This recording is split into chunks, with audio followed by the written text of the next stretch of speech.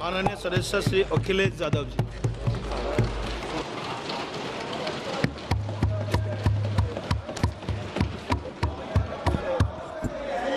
Please please.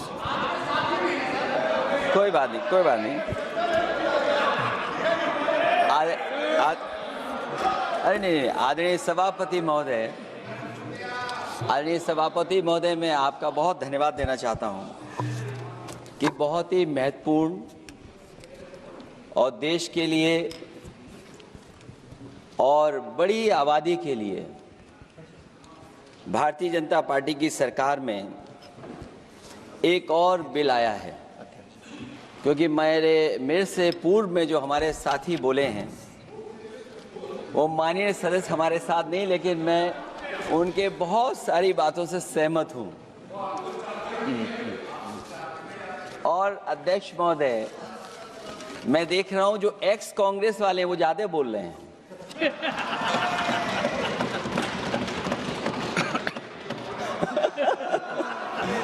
आदरणीय अध्यक्ष महोदय,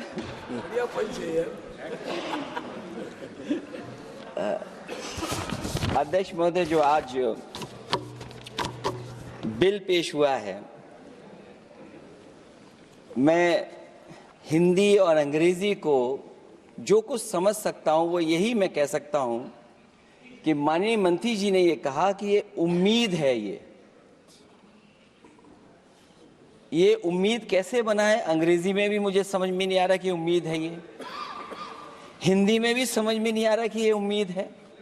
यूनिफाइड वक्फ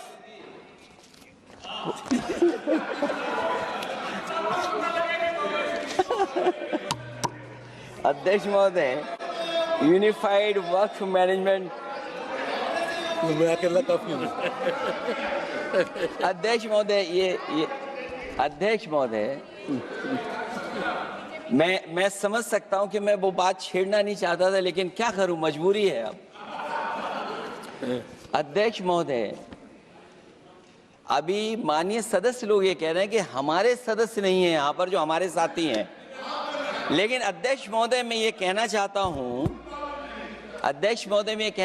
हूं, ये जो बिल लाया जा रहा है, भारतीय जनता पार्टी में एक मुकाबला चल रहा है। भारतीय जनता पार्टी के अंदर मुकाबला चल रहा है कि खराब हिंदू कौन बड़ा है।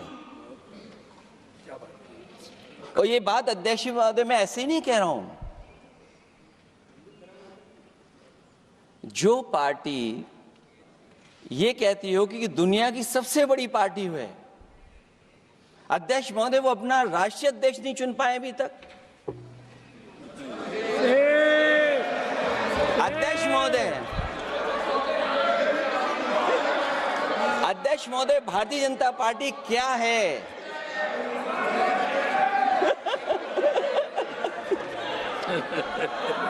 जी, मैं अखिलेश जी ने बहुत हंसते हंसते कहा है, इसको हंसते हंसते जवाब देना।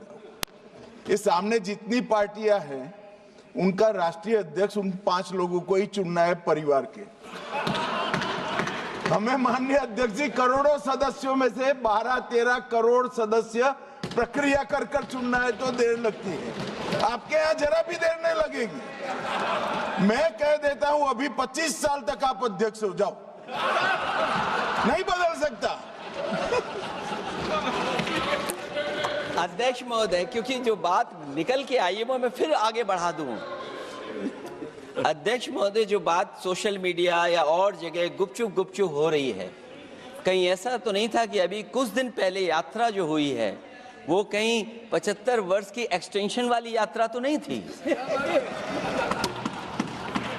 अध्यक्ष महोदय, ये जो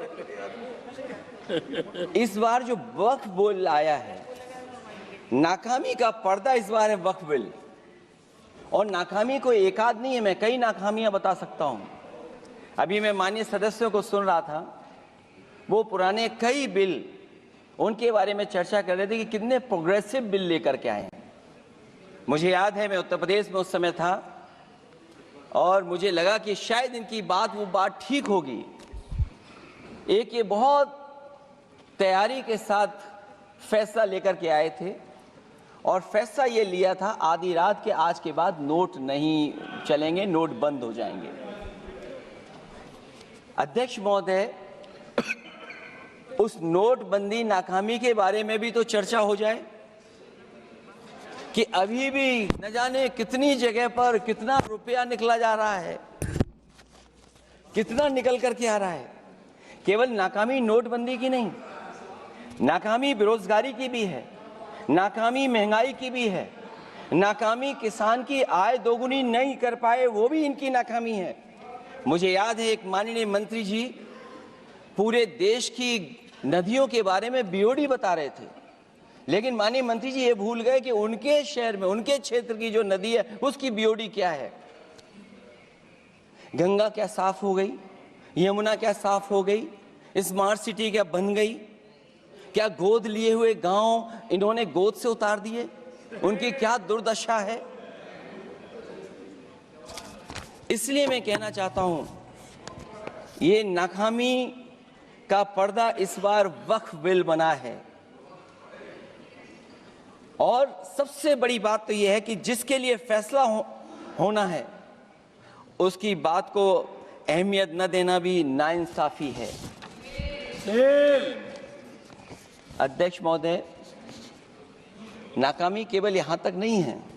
और भारतीय जनता पार्टी क्या है, मैं केवल एक पुरानी घटना याद करता हूं।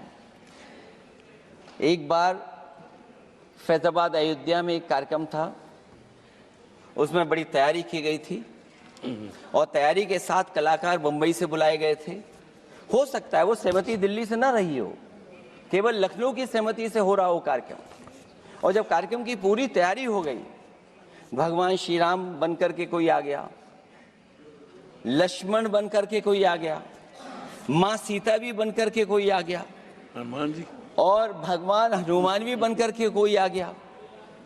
लेकिन जब लखनऊ से वो हेलीकॉप्टर उड़ा और अयोध्या पहुंचा तो सब लोग थे, लेकिन उसमें हनुमान नहीं थे। अध्यक्ष महोदय, मैं भारतीय जनता पार्टी के लोगों से कहूंगा कि जानकारी करिए कि आखिरकार भगवान श्री राम थे, लक्ष्मण थे, सीता थी, लेकिन हनुमान क्यों नहीं थे? हनुमान इसलिए नहीं थे, शायद उनकी जात या धर्म कुछ और था। अध्यक्ष महोदय, ये देश मिली जुली संस्कृति से चला है। कुछ हमने सीखा, कुछ उन्होंने सिखाया। और जो लोग ये कहते हैं कि हम सबको बराबरी का हक देते हैं, अभी कुछ दिन पहले ईद निकली है। अध्यक्ष महोदय, वो परंपरा रही है, न केवल मैं जाता हूं बल्कि कोई दल का नेता ऐसा नहीं न जाता हो उस कार्यक्रम में शामिल होने। भारतीय जनता पार्टी के जो मुख्यमंत्री, उप मुख्यमंत्री, वो भी जाते हैं, उप मुख्यमंत्री, सभी धर्मों के नेता आते हैं। लेकिन पता नहीं इस बार क्या साजिश थी, षड्यंत्र था कि वहां पर कुछ पाबंदी लगी हुई थी। अगर किसी कारण पाबंदी लगी हुई थी तो बात समझ में आती है, लेकिन जब जानकारी हुई है, किसी को नहीं पता था कि पाबंदी क्यों लगी है कि आप नहीं जा सकते वहां पर कार्यक्रम में शामिल होने। क्या यही भारत है, यही संविधान हमें रास्ता दिखाता है? अध्यक्ष महोदय, मंत्री जी बताएं हमें, वो खुद भी माइनॉरिटी हैं, भगवान बुद्ध के रास्ते पे चलते हैं। भगवान बुद्ध का रास्ता दूसरा है। हम आपको अपना मानते हैं तब भी जब आप हमारे बहुत सारे ग्रंथों को नहीं मानते हैं, तब भी हम आपको अपना मानते हैं। आप हमारे पुराणों को नहीं मानते हैं, आप हमारे उपनिषदों को नहीं मानते हैं। लेकिन सोचिए, हम हिंदू वो लोग हैं जो आपको स्वीकार करते हैं और गले लगा करके चलते हैं। अब मैं दूसरे धर्म पे नहीं जाऊंगा, कोई नाराज हो सकता है। मैं दूसरे धर्म के बारे में नहीं जा सकता, मैं केवल यही बताता हूं। और मैं उत्तर प्रदेश में, अध्यक्ष जी, जहां से आता हूं, मैं अपमान नहीं कर रहा हूं, मैं सच बोल रहा हूं। और ये बिहार के चुनाव में जो आप कह रहे हैं कि महिलाओं को 2 मेंबर बना दिया, इस बार मैं भी देखूंगा आप आगे भारतीय जनता पार्टी कितनी महिला लोगों को टिकट देंगे वहां पर।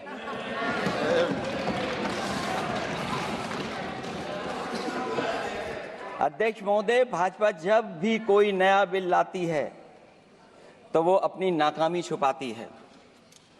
भाजपा वाले मुसलमान भाइयों की वक्फ की जमीन चिन्हित करने की बात कर रहे हैं, जिससे महाकुंभ में जो हिंदू मारे गए हैं या खो गए हैं उनको चिन्हित करने की बात पर पर्दा पड़ जाए। अध्यक्ष महोदय, मुझे खुशी इस बात की कि हमारा धर्म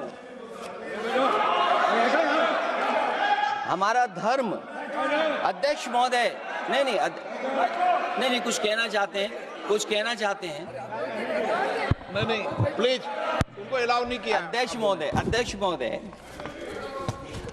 कुंभ में आस्था सबकी है, कोई ऐसा नहीं जिसकी आस्था ना हो। और कुंभ कोई पहली बार नहीं हो रहा था। ये भारतीय जनता पार्टी के लोगों ने ऐसा प्रचार किया कि 144 वर्षों के बाद पहली बार महाकुंभ होने जा रहा है, और लोग निकल पड़े। सरकार ने कहा कि हमारी तैयारी 100 करोड़ की है, लेकिन तैयारी 100 करोड़ की भी नहीं थी। जिस तरह लोगों की जान गई है वहां पर, सरकार ने खुद स्वीकार किया अध्यक्ष महोदय के 30 लोगों की जान गई है। आज अध्यक्ष महोदय, मैं कहना चाहता हूं कि डिजिटलाइजेशन कर रहे हैं आप कहते टेक्नोलॉजी का हम इस्तेमाल करेंगे, जमीनों को हम मैपिंग कर करके डेटा एंड रिकॉर्ड ठीक करेंगे।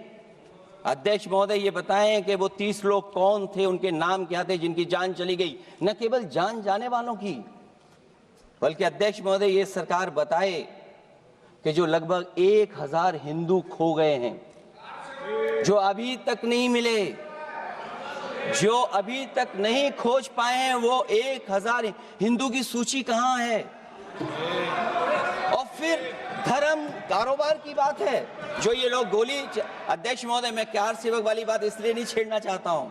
अध्यक्ष महोदय, ये शायद माननीय सदस्य जानते नहीं कुछ सच्चाई नहीं जानते। अध्यक्ष महोदय, ये संविधान की वजह से, संविधान को बचाने के लिए, हिंदू एकता को बचाने के लिए कुछ फैसले लिए गए, लेकिन एफआईआर हम लोगों पे नहीं लिखी गई थी। एफआईआर उन पे लिखी गई थी जो बेचारे तैयार हो गए थे सुबह, लेकिन पता नहीं कहां से फोन आया था, कहा था कि अब तैयार तो हो गए हो, लेकिन आप शिलान्यास में नहीं आ सकते। बहुत सही। इसलिए बात को इधर से उधर नहीं में ले जाना चाहता। अखिलेश जी, जरा वक्त पे भी आ जाओ। अच्छा, वक्त पे आ रहा हूं। नहीं, वक्त पे अध्यक्ष इसलिए आ रहा हूं क्योंकि वक्त समझने के लिए भारतीय जनता पार्टी की सोच क्या है। और ये अध्यक्ष महोदय जब ये कह रहे हैं कि इससे कारोबार होगा, अध्यक्ष महोदय, धर्म की चीजों से कारोबार नहीं हो सकता। हमारे उत्तर प्रदेश के मुख्यमंत्री जी ने भी कहा कि कारोबार होगा। वो 30 की गिनती में उलझे हुए हैं, जैसे 30 मार खाए वो। उनसे पूछा कि जान कितनी गई, वो 30। उनसे पूछा कि कारोबार कितने का होगा, 30 गुणा 10,000 करोड़। सोचिए, कुंभ हमारा क्या कारोबार की जगह है? और फिर उसका कौन नापेगा, कैसे नालाएगा? और फिर हमारे माननीय मंत्री जी कह रहे हैं कि जमीन, चाहे वो रेलवे की हो, चाहे वो डिफेंस की हो, वो भारत की जमीन है। मैं भी स्वीकार करता हूं कि रेलवे की जमीन भी भारत की है, डिफेंस की भी जमीन भारत की है। क्या डिफेंस की जमीन नहीं बेची जा रही मंत्री जी? अध्यक्ष महोदय, क्या रेलवे की जमीनें नहीं बेची जा रही हैं? अध्यक्ष महोदय, केवल यहां तक नहीं, कितना हस्तक्षेप होता है। वक्फ भी भारत के, इसीलिए तो कहीं ना कहीं वक्फ की जमीन से, अध्यक्ष महोदय, माननीय मंत्री जी बताएं, और मुझे उम्मीद है कि जब जवाब देंगे तो बताएंगे कि वक्फ की जमीन से बड़ा मुद्दा वो जमीन है जिस पर चीन ने अपने गांव बसा लिए हैं, लेकिन कोई बाहरी खतरे पर सवाल बवाल न करे, इसलिए ये बिल लाया जा रहा है। और माननीय मंत्री जहां से आते हैं, जिस प्रदेश से आते हैं, कम से कम ये तो बताएंगे कि वहां कितने चीन ने गांव बसा लिए, घर बन गए हैं। अध्यक्ष महोदय, आपके माध्यम से सरकार गारंटी दे कि वक्फ की जमीन कभी भी किसी भी पैतरेबाजी से किसी और मकसद के लिए किसी और को नहीं दी जाएगी। वक्फ की वर्तमान व्यवस्था में चाहे 5 साल के धर्म पालन की पाबंदी की बात हो, या कलेक्टर से सर्वेक्षण के हस्तक्षेप की बात हो, या वक्फ परिषद या बोर्ड में बाहरियों को शामिल करने की बात हो, इन सब का उद्देश्य मुस्लिम भाइयों के सार्वजनिक अधिकार को छीनकर उनके महत्व और नियंत्रण को कम करना है। ट्रिब्यूनल के निर्णय को अंतिम न मानकर उच्च न्यायालय में लेकर जाने की अनुमति देना दरअसल जमीनी विवाद को लंबी न्यायिक प्रक्रिया में फंसाकर वक्फ भूमि पर कब्जों को बनाए रखने का रास्ता खोलेगा। सबसे बड़ी बात यह कि वक्फ बिल के पीछे की न तो नीति सही है न नियत, ये देश के करोड़ों लोगों से उनके घर दुकान छीनने की भी साजिश है। भाजपा एक अलोकतांत्रिक पार्टी है, वो असहमति को अपनी शक्ति मानती है। जब देश के अधिकांश राजनीतिक दल वक्फ बिल के खिलाफ हैं, तो उसे लाने की जरूरत क्या है जो जिद क्यों कर रहे हैं सरकार। वक्फ बिल का लाना भाजपा की सियासी हट है। वक्फ बिल भाजपा की सांप्रदायिक राजनीति का नया रूप है। वो तो आपको काटेगा, और इसलिए काटेगा कि अध्यक्ष महोदय बाहर ये लिखते हैं सत्यमेव जयते, बाहर है लिखते सत्यमेव जयते, भाजपाई अंदर असत्य बात कहते। भाजपा वक्फ बिल लाकर अपने उन समर्थकों का तुष्टीकरण करना चाहती है जो भाजपा की आर्थिक नीति, महंगाई, बेरोजगारी, बेकारी और चौपट अर्थव्यवस्था से उसे छटक गए हैं। क्योंकि अध्यक्ष महोदय, जब से वोट में गिरावट आई है और खासकर उत्तर प्रदेश में भी, तब से भारतीय जनता पार्टी की कोशिश है कि अपना वोट कैसे संभाला जाए। ये वोट को संभालने के लिए बिल लाया गया है। भाजपा का लक्ष्य वक्फ की जमीनों पर है। इन जमीनों का नियंत्रण अपने हाथ में लेकर इन जमीनों को पिछले दरवाजे से अपने लोगों के हाथों में दे देना चाहती है। भाजपा चाहती है कि वक्फ बिल लाने से मुस्लिम समुदाय को लगे कि उन पर हक को मारा जा रहा है, वो उद्वेलित हों और भाजपा को ध्रुवीकरण की राजनीति करने का मौका मिल सके। क्योंकि अध्यक्ष महोदय, भाजपा का लक्ष्य यह है कि ध्रुवीकरण हो, क्योंकि वो जानते हैं कि ध्रुवीकरण जितना होगा उससे वो लाभ उठाने में आगे रहेंगे। तो ये वक्फ बिल जो लाया जा रहा है वो अपनी वोट बैंक को संभालने के लिए और समाज को बांट करके ध्रुवीकरण करके राजनीतिक लाभ लेने के लिए लाया जा रहा है। और अगर इसके लिए नहीं लाया होता तो पहले से जो जितने फैसले लिए सरकार ने, क्या उससे देश और प्रदेश में कोई बड़ा बदलाव आ गया है? अगर स्मार्ट सिटी का बात करें तो कितनी स्मार्ट सिटी बन गई है आपकी। आपके नोटबंदी की वजह से न जाने कितना रुपया कहां निकल रहा है, और डर तो ये लगता है कहीं भाजपा वाले दूसरों के पैसा रख करके न पकड़वा दें। वक्फ बिल के आने से पूरी दुनिया में एक गलत संदेश भी जाएगा। इससे देश की सेकुलर इमेज को बहुत धक्का लगेगा। वक्फ बिल भाजपा की नफरत की राजनीति का एक और अध्याय है। मैं अंत में कहना चाहता हूं कि अभी तो आपने साथी संभाल लिए हैं, एक साथी तो मुझे दिखाई नहीं दे रहा है, और हमारे जिनका हमने सम्मान किया हमें कहां ले गए आप, और हमें यहाँ छोड़ गए आप, हमें छोड़ गए। हमें देखिए सभापति महोदय देखिए राजनीति क्या है। हमने आपका हाथ पकड़ा और हम यहाँ आ गए, और आप हमारा हाथ छुड़ा करके वहां चले गए। इसलिए देखिएगा कब हमारा इनका हाथ मिल जाए। और मैं अध्यक्ष सभापति महोदय ये कहना चाहता हूं कि वक्फ बिल भाजपा के लिए वाटरलू साबित होगा, क्योंकि ऊपर से तो हाँ हाँ कह रहे हैं, लेकिन अंदर ही अंदर बहुत सारे साथी सहमत नहीं है। मैं अंत में इतना ही कहना चाहता हूं कि ये वक्फ बिल जो लेकर के आए, कोई उम्मीद लेकर के नहीं आ रहा है। ये सोची समझी रणनीति का हिस्सा है, क्योंकि इनका जो वोट बिखर गया है, ये मुस्लिम में भी बंटवारा चाहते हैं।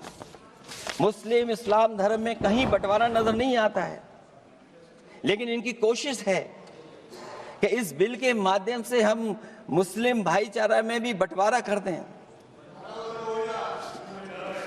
बंटवारा तो पीडीए करेगा। अभी देखिएगा।